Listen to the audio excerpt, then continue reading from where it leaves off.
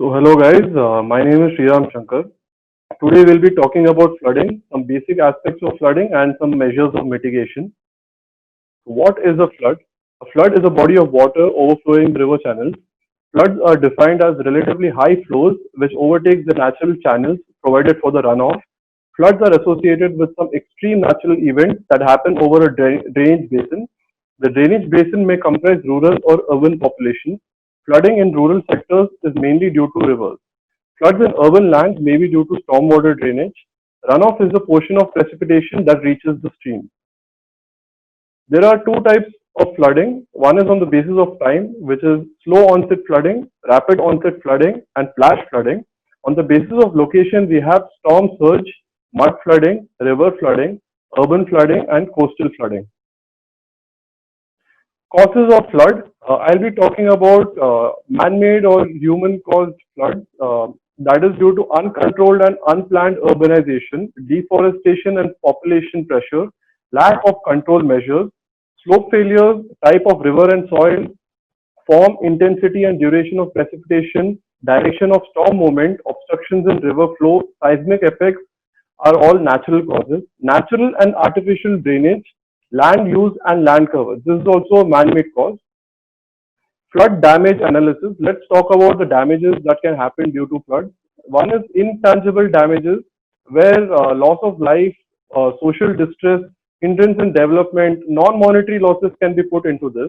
The other is tangible damages. One is indirect, that is damage to infrastructure, transport, loss of stock and rebuilding houses cost is considered.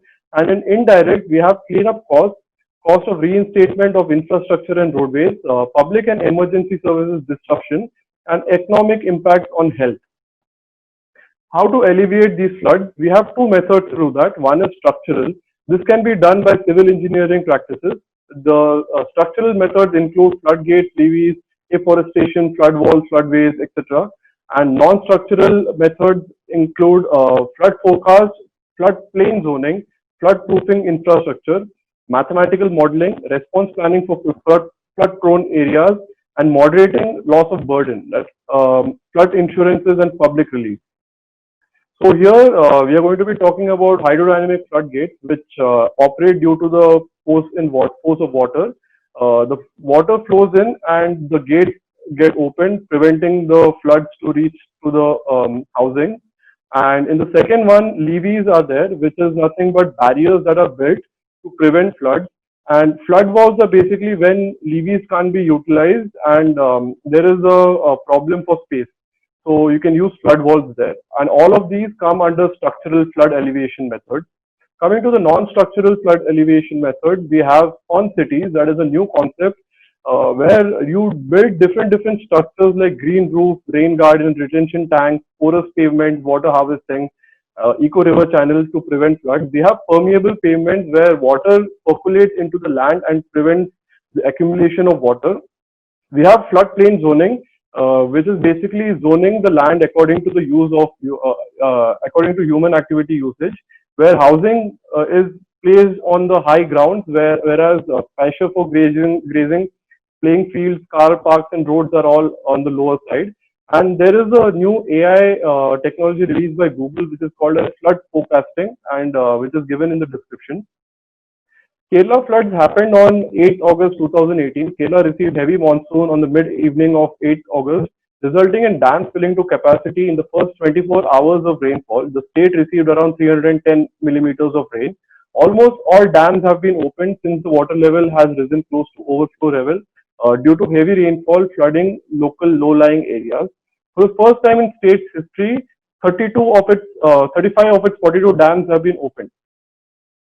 Most of the regions affected were classified as ecologically sensitive zones by the Western Ghats ecology expert Mr. Madhav Gadgil, and he was heading the Gadgil community. Most of the recommendations and directions made by the committee were neglected or rejected.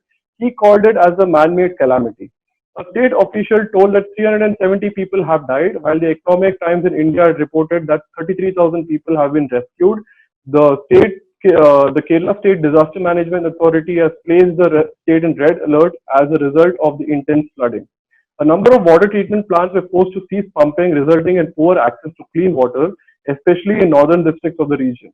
Over 5,645 relief camps have been opened at various locations to accommodate the flood victims. It is estimated that around 1.2 million people have found shelter in such camps. The flooding has affected hundreds of villages, destroyed around 10,000 kilometers of roads, and thousands of homes have been destroyed or damaged. So relief and monetary aid was provided to the citizens of Kerala. Prime Minister Shri Narendra Modi announced a sum of 500 crores as an interim relief, in addition to 100 crores of by the Home Minister on 12th August 2018. Vice Minister and Prime Minister of the UAE, H. Sheikh Mohammed bin Rashid Al Maktoum, had announced around 700 crores for the relief work. UAE-based Indian tycoons and businesses have donated around 19 crores, and among them they have Indian businessman Mr. Yusuf Ali MA, Chairman and Managing Director of Lulu Group, and Dr. B.R. Shetty, Founder and Chairman of NMC Health, who gave around 10 crores. Reliance Foundation Chairperson Ms. Neeta Ambani has announced a donation of 21 crores to Kerala Chief Minister Distress Relief Fund, besides relief material worth around 50 crores. Seeing the scale of disasters, Star India and Fox 21st Century Fox have also donated. And Kerala government started a donation website for the flood victims. Websites like Google, Facebook, and e-commerce websites like Flipkart and Amazon, Paytm, Taze, Google Pay are also have also provided a feature for donation. So thank you. I would like to quote a quote by Malcolm Turnbull. He says, "We learn from every natural disaster, whether it's a fire or flood. We learn something from it so that we can respond to the next one better." So I think this is the take back from this lecture. Thank you very much. This is Sriram Shankar signing off.